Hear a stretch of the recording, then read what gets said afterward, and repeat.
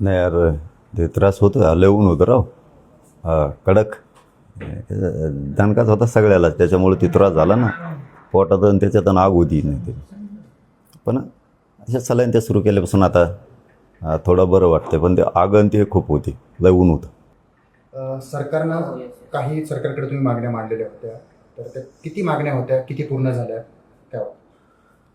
नाही, आता सगळ्याच मागण्यांविषयी आपण त्यांच्याकडे 10-15 होत्या, त्याविषयी सगळ्यांशी आता त्यांनी चर्चा केली, आणि ते ताबडतोब केलं नाही ना. दिवसभर रात्रभर सारखं सुरू होतं, ते आले ना आम्ही ऐकलं असं पण नाही. सगळ्यांना विचारू, तज्ज्ञ अभ्यासक, काय समन्वयक, मराठा समाज, हे जे ज्ञानी त्यात होते काही त्यांना सगळ्यांना विचारून आपण ते सगळे खलबतं करून ते मान्य केलं आहे. आणि आता उद्याच्या मंगळवारपासून आता हे सगळ्या सूचना आदेश सरकार स्तरावर, अधिकारी स्तरावर निघायला सुरुवात होतील. कारण 58 लाख नोंदी ह्या लय महत्त्वाच्या होत्या. कारण 58 लाख नोंदीचे जर प्रमाणपत्र दिले तर 2.5-3 कोटी मराठा समाज आरक्षणात जातो आहे. त्यामुळे ते प्रमाणपत्र घेणं खूप गरजेचं होतं, कारण तो पूर्ण राज्यभरातला विषय होता. पुन्हा त्यांनी टाळाटाळ केली असती, अनेक अडचणी आल्या असत्यात. आता ते म्हणले की आता ते प्रमाणपत्र द्यायला सुरुवात करतोच, राहिलेले 58 लाख नोंदी सापडलेलेच आहे. आणि व्हॅलिडिटी पण म्हणजे काय होईल, एक बाजू पक्की होऊन जाईल आपली. दुसरं होतं की हैदराबाद गॅजेटियरचं त्याच्यात SOP देणं, कार्यपद्धती चांगली करणं गरजेचं होतं. त्यामुळं आता ते पण सुलभता त्याच्यात आणून आता तेही प्रमाणपत्र वाटप होतील, त्याचे आदेश काढतो म्हणे आम्ही.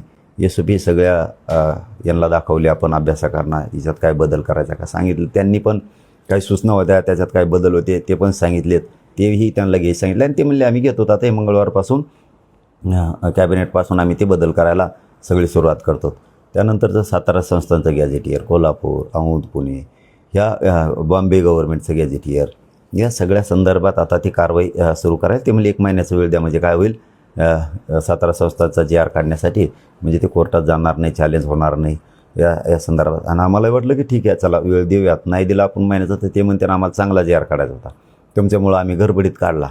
मग ते देवेंद्र फडणवीस साहेबसुद्धा म्हणले ना, गडबडीत काढला तर फक्त प्रसिद्ध होईल, म्हणजे प्रसिद्धी मिळेल, मग त्याचा फायदा काही होणार नाही आहे.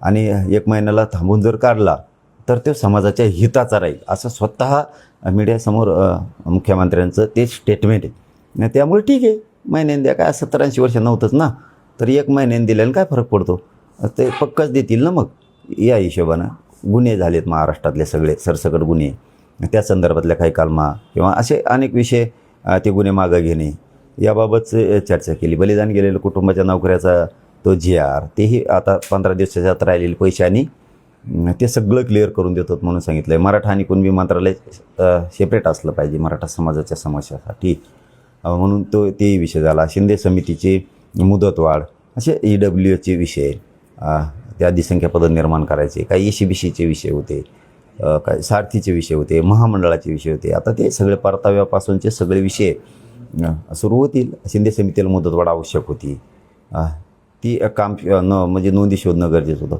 अशा मागण्यांच्या बाबत सगळी ते आता मंगळवारपासून सगळी सुरुवात करायला.